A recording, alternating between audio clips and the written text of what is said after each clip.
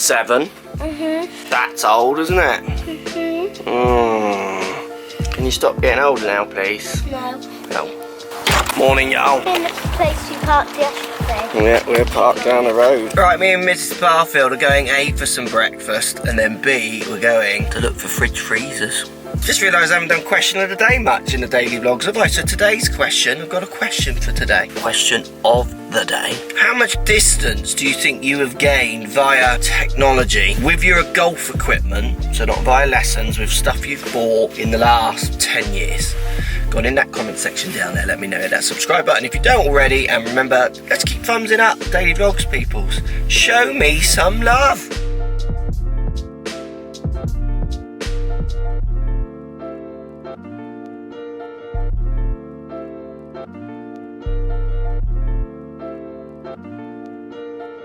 So we're going to look at a golf swing today. This is the classic example, this swing, of, let's run it through actually. So this player looks like he hits a straight to then cutting to the right shot from what I can see. The light's amazing in the US sometimes when you shoot. This, I mean, this is, I presume, a phone image. You can see the ball starting pretty much at that post and starting to carve to the right. Now, this golfer has classic use of their wrists. So we're going to talk about how creating there's 6 ways you can move your wrist basically, and the combination of ways you move it often makes people think that they're moving it one way, which is hinging it up, and then also thinking about how much they're holding it on the way down. Now, I don't think this player's thinking of holding it on the way down, but I'm going to show you how I would work with this player to try and get control of their wrist angles, to get control of the face to path, get control of their strike, stroke, the way they shape the golf ball.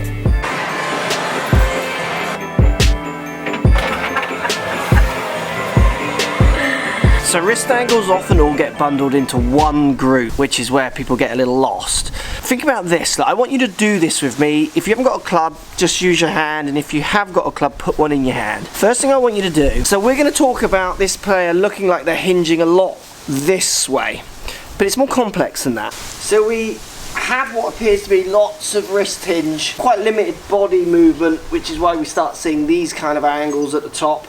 And then we see a downswing where that kind of tries to reconnect on the way down, but it gets a little bit kind of confused with handle lifting, those kind of ideas. But it's one kind of fix that fixes this player. So look, do this. Put your left hand, if you're a right-handed golfer, out in front of you, where you have no deviation with your wrist. So that would be ulnar, no bending down, and no hinging up. Okay, and what I want you to do from here, you can have a club or not, it's from this position, I want you to have a flat lead wrist with your left arm, so this way, not flexed or in extension, so flat with lead arm, and then in neutral deviation up and down on the radial. And with keeping that flat left wrist, I want you to show me how much, or show yourself, how much you can hinge that wrist up towards yourself. How much radial with a maintained flat lead wrist have you got this way? It is minuscule. It's a tiny amount. Now watch this. For me to make backswings where I hinge the wrist, what looks to be going a lot more, like people talk about getting to 90 degrees and things like that, I'm actually using extension, and then I'm actually using a bit of pronation. So it's actually going this way with extension to get that club looking like it's hinging low. And what that tends to do for lots of golfers is I extend my wrist slots and then I pronate a little bit. Yep, loft and face open to paths all day long, which is where we see this player getting that face pointing open to his path, giving him that curvature off to the right. Because we even see on the downswing with this player, this kind of face almost pointing up to the sky, because he's still got extension. Then on the 2D camera, looks like what people would call lag, because he's also got lots of pronation in there, so this way with his hand as well. You'll be amazed if you stand there with your neutral wrist flat with your lead arm, how little range of movement you've got up. You've got lots down, hardly any up. And this is why I go on about wrist angles a lot. Lots of good coaches you'll hear around the internet talk about wrist angles all the time, because they have a huge influence on face the path control. Simple drill. Some John Ram about you. Make some backswings where you are feeling like what I would call lots of students the wooden man. They'll feel like they're just not doing anything. And if you want a bit of range of movement, feel like you're flattening that left wrist as you go back, because it will always start with a bit of angle in your grip. And then also feeling like you're keeping ulnar deviation, which is hinging it down this way on the backswing. So I've got ulnar, flat lead wrist, club has no problem setting behind me. People are actually confusing this with a mixture of this, so extending that lead wrist, which is so bad for people, and also a bit of this, which isn't good or bad, but it certainly needs thinking about if you want to control this kid. Wooden man swings, honestly, for players like this, it makes a massive difference in their face control, feeling like you're flattening that lead wrist, keeping ulnar in there, still turning your body. For some students, I'll promise you, I've done this and they hit better shots like within 1 shot, 2 shots instantly, and they like look at me like, how have I done that? Wrist angles have a massive influence, peoples. Right, I'm off to Dawlish to film one of my real golf videos that you do all seem to like, and I like sharing that kind of on course, what I'm thinking a bit more rather than just the normal fun with a bit of what we're thinking videos. It's a lovely blue sky, it's very windy, Dawlish is next to the sea, it's also very cold. This could be interesting. Right, made it to Dawlish, this is gonna be interesting. It's like take your breath away cold. Oh, I want my office back.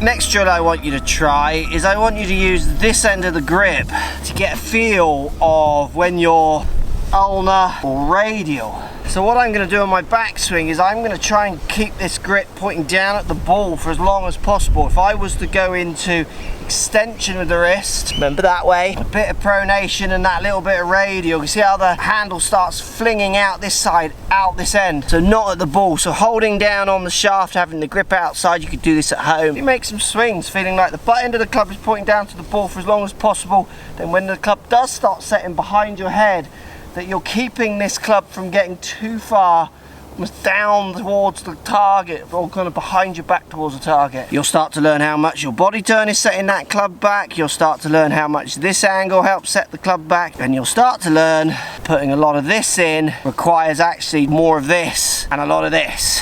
Getting those John Ram feelings, turn those shoulders, turn your hips, but feel like the butt end of this club just stays at that ball for longer until you do then start to set it behind your back, where you feel like you're not getting this kind of aggressive movement.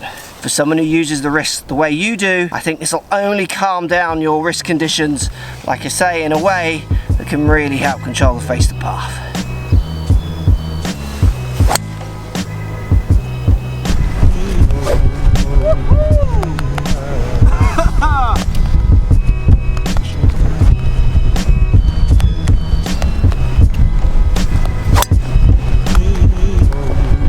Right, that was fun and very challenging at the same time, but now it's time to get home. Shall we answer a question? Hey, you're from Austin, Texas. How you doing? Hey, Austin, Texas. I saw your last video and it kind of inspired me to go to the range and practice dynamic lie and how I'm presenting my lie at the point of impact. How would I even practice that without a shot reader? Obviously don't have an eyesight. Nowhere close to being able to use a shot reader. Is it even possible to practice dynamic lie at the range without a shot reader? Let me know if you have any tips or drills or ways that I can see that I actually am presenting a different dynamic lie during my shot. Love to hear about it. So, great question. Without a launch monitor, how do you practice dynamic lie? You need a golf ball with a black line drawn on it. Let me show you. Golf balls. What you do, get a Sharpie, draw a black line as straight as you can up the ball. Then you peg that up or put that on your mat as upright as you can get it. So as straight up as you can get it. And if you think about that, as your club hits, if that line is going straight up and your club is lying flat as it hits the ground, hits the ball, that black line rubs off onto the club and it'll be straight up the middle. If this is the face, it'll be straight up the middle of the face. Now, if that black line you hit, say toe up, let's say toe down, that's what most people do, it'll run this way up the face, so at an angle towards the neck. And then if you were to be hitting toe up, which not many people do this way, it would obviously run at an angle up the face from, say, the middle, if you hit out the middle towards the toe. That is the best way to practice dynamic lie if you haven't got a launch monitor measuring it each time. Now, I wouldn't practice that with every shot. What I would do personally is practice at the start, like 1 or 2 shots, get a reading, then work really hard for the session doing whatever feeling you're doing, laying the shaft down, whatever it is, and then the last 2 or 3 shots, measure again and see if you made a difference, and then write that practice off as a bad one or that it succeeded. Or if you've got enough balls, you could measure halfway through to see if you need to work harder. Because if you're at a range, you're going to be drawing on someone else's balls, they might not like that. If you isolate that sentence there, it's quite funny actually, isn't it, what I just said? And also you can get a bit fixated with looking at each one, that kind of idea. What I do when I measure people is I measure them, we do a few sentences, so lay the shaft down, change your grip, turn your hips, whatever the sentences are. Then we measure again to see if they've made a difference. You see what I mean? We're measuring batches, if you like, not every shot, because people get a bit fixated with the kind of resulting data otherwise. Let me know if that helps.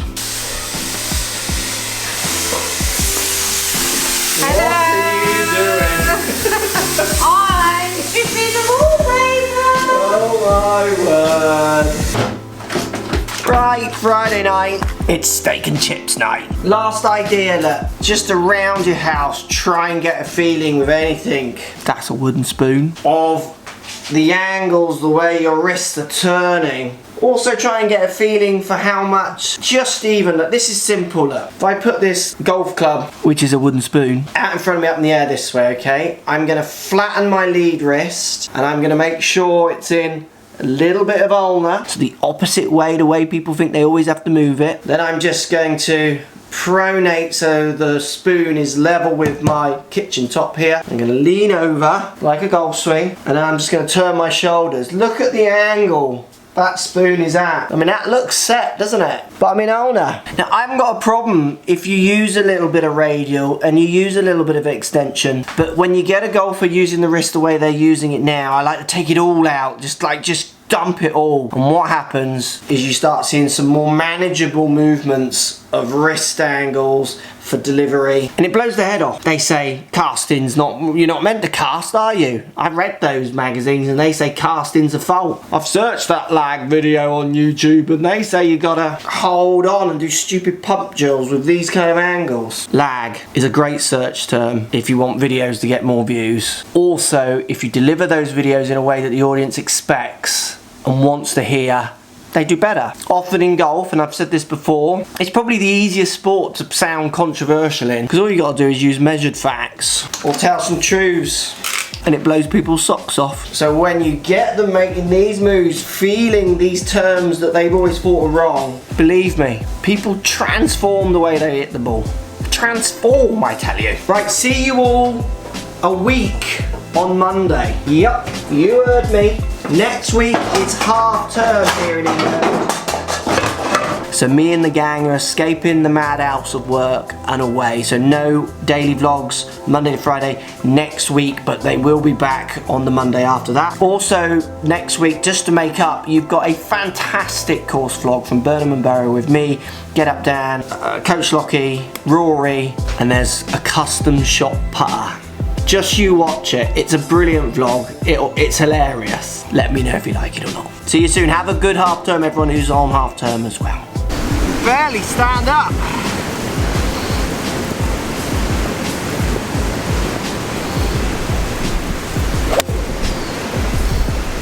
Oh, be good. Come on, get the bounce.